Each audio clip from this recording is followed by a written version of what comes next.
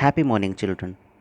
Today we will discuss about lesson number 5, working with queries in computers. Right? In this, we have already discussed about Microsoft Access, in which we have discussed working with tables and some more functions. Today we will discuss about one of the most important component of Microsoft Access, that is queries. Right?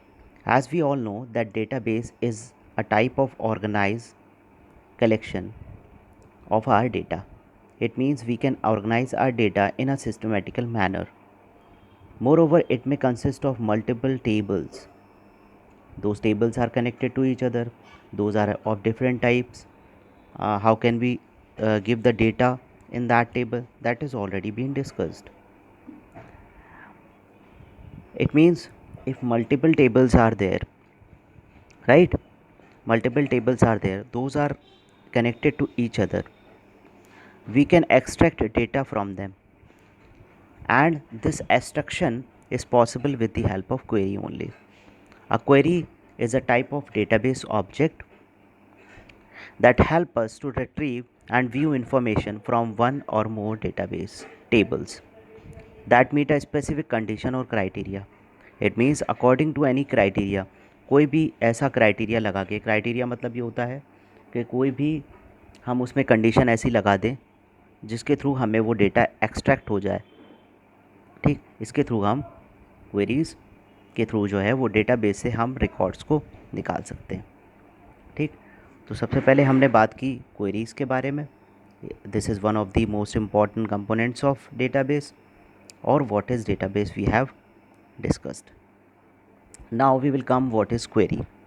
In general a query is like a simple question that we ask. Query is similar to the question, but the difference is this: in query we ask the question according to the condition or the criteria. जैसे हमने database में बहुत सारे students का data डाल लिया।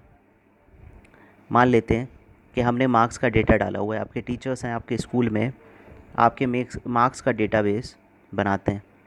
कैसे बनाते हैं? जो भी मार्क्स जिस स्टूडेंट को जिस सब्जेक्ट को में मिलते हैं वो फॉर्म्स के थ्रू उन मार्क्स को एंटर करते हैं।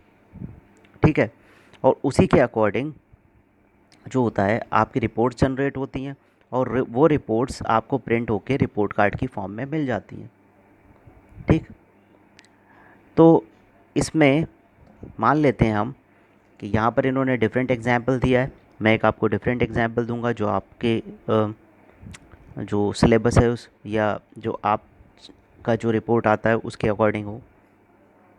एज़ फॉर द एग्जाम्पल कि 5 टॉप स्टूडेंट्स आपके क्लास के लिखे जाते हैं। ठीक, आप लोग देखते हैं कि जब आप रिपोर्ट कार्ड लेने जाते हैं तो फर्स्ट रैंक पे कौन आया है, सेकंड रैंक पे कौन आया है, थर्ड पे, फोर्थ पे, फिफ्थ, तो 5 बेस्ट स्टूडेंट्स के नाम लिखे होते हैं। तो वो बेस्ट किसके अकॉर्डिंग होते हैं? जिनकी परसेंटेज, ओवरऑल परसेंटेज ज़्यादा होती है। ठीक, तो मान लीजिए एक क्लास है जिसमें 50 स्टूडेंट्स हैं। ठीक, अगर उसमें से हमें 5 स्टूडेंट्स निकालना है तो हम क्राइटेरिया के अकॉर्डिंग उन्हें फ़िल्टर कर सकते हैं। सेकंड ये कि अगर हमें किसी स्टूडेंट्स के मार्क्स चाहिए जिनके मोर देन 90 हैं पूरे स्कूल में या पूरे क्लास में, तो हम वहाँ पर कंडीशन लगा देते हैं maths marks greater than equals to 90। तो जिसके marks greater than equals to 90 होंगे उन बच्चों की लिस्ट एक सेपरेट प्रिपेयर हो जाती है। तो ये जो क्राइटेरिया होता है जिसके अकॉर्डिंग हम लिखते हैं, ठीक, that is a query, and according to query result will come. जैसे इन्होंने 85% वाला रिज़ल्ट लिखा हुआ है, या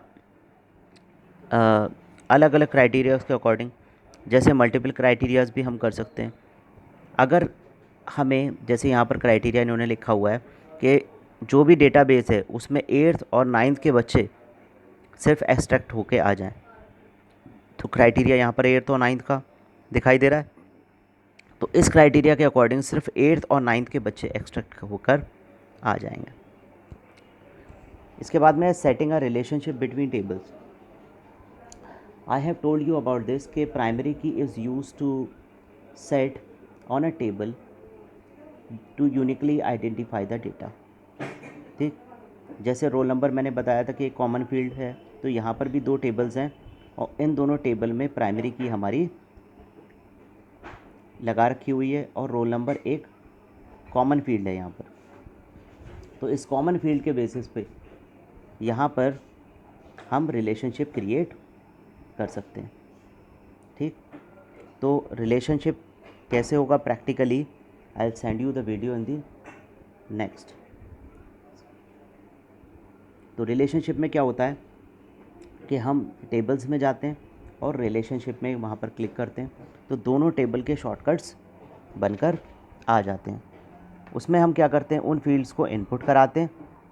ठीक, और इनपुट कराने के बाद में रोल नंबर से रोल नंबर पे ड्रैग करते हुए माउस पॉइंटर को लाते हैं और ओके कर देते हैं।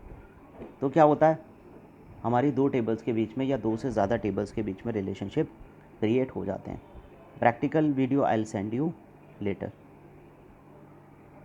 उसके बाद में है क्रिएटिंग अ क्वेरी। अब क्वेरी के थ्रू ये वर्क होते हैं, दिस इज़ ऑल राइट।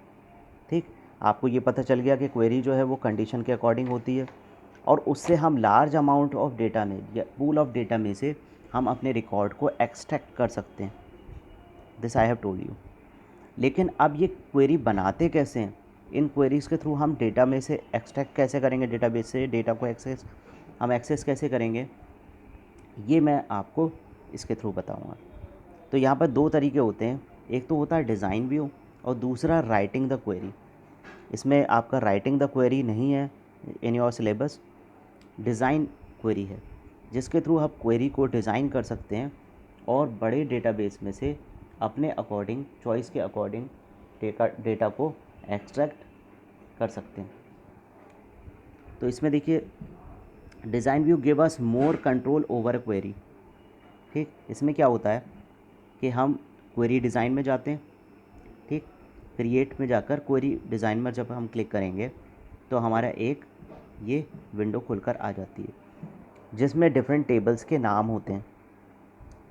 तो जब हम डिफरेंट टेबल्स होती हैं उसमें जिन टेबल से हमें डेटा को एक्सट्रैक्ट करना है उन टेबल को क्लिक करके और ऐड का बटन दबा देते हैं। Practically I will show you in the next video. तो जैसे ही प्रेस करते हैं तब हमारी ये विंडो खुलकर आ जाती है। जैसे आप यहाँ पर देख रहे हैं कि रोल नंबर, फादर्स नेम या first name, class, address, city, ये सब यहाँ पर आने लगा। ठीक, अब इसमें क्या होता है, इसमें फील्ड नेम होता है। ठीक, यहाँ पर आप देख रहे हैं, उस फील्ड को चूज़ कर लेते हैं जहाँ से आपको डेटा को एक्सट्रैक्ट करना है, टेबल, उस टेबल का नाम चूज़ कर लेते हैं। ठीक, उसके बाद में सॉर्ट भी आता है जो आप असेंडिंग ऑर्डर या डिसेंडिंग ऑर्डर में करना चाहते हैं। एक शो आता है, अगर आप शो पे क्लिक नहीं करेंगे तो वहाँ से डेटा एक्सट्रैक्ट नहीं होगा। ठीक, अगर हिडन रखेंगे, आपको नहीं चाहिए उस वाली टेबल से तो हिडन रखेंगे और शो पर क्लिक कर देंगे तो शो होने लगेगा। क्राइटेरिया की मीन्स ये होगा कि आप वो कंडीशन लिखेंगे जिस कंडीशन के अकॉर्डिंग आपको डेटा को एक्सट्रैक्ट करना होता है। जैसे मैंने आपको एग्जांपल बताया था, ग्रेटर देन इक्वल्स टू 90। ठीक, तो उस मार्क्स वाले में आप ये एक्सट्रैक्ट कर देंगे कि greater than equals to 90 marks अगर मैथ्स में है, यहाँ फील्ड हम मैथ्स की चूज़ कर लेंगे और जैसे ही क्वेरी को रन करेंगे, ये रन का बटन आता है, जैसे ही क्वेरी को रन करेंगे तो वहाँ पर उन बच्चों की लिस्ट आ जाएगी जिनके मार्क्स मैथ्स में ग्रेटर देन इक्वल्स टू या ग्रेटर देन होंगे या इक्वल्स टू 90 के होंगे। अब इसमें एक मैं चीज़ यहाँ पर रह गई, और का मतलब ये होता है कि अगर आप एक से ज़्यादा क्राइटेरिया लगाना चाहते हैं, जैसे आपने इक्वल्स टू 8 कर दिया तो 8th के बच्चों की लिस्ट आ जाएगी, और वाले में अगर आपने लिख दिया इक्वल्स टू 9th तो जो बच्चे 8th में होंगे उनकी भी लिस्ट आ जाएगी और जो 9th में होंगे उनकी भी लिस्ट आ जाएगी। तो इस तरह से मल्टीपल क्राइटेरिया भी आप दे सकते हैं। ठीक है, और एक क्राइटेरिया भी दे सकते हैं। तो field, table, show, sort, criteria और ये सारे कंपोनेंट्स हैं आपके जो क्वेरी के कंपोनेंट्स कहलाते हैं। ठीक, याद रहे, रन पे क्लिक करने पे जब सारी हमारी फिलिंग हो जाएगी, जो क्राइटेरिया हम देना चाहते हैं वो क्राइटेरिया हो जाएगा। उसके बाद हम क्या करते हैं, रन पर क्लिक करते हैं और वो हमारी डिफरेंट टेबल बनकर आ जाती है उस कंडीशन के अकॉर्डिंग जिसके थ्रू आप डेटा को एक्सट्रैक्ट करना चाहते हैं.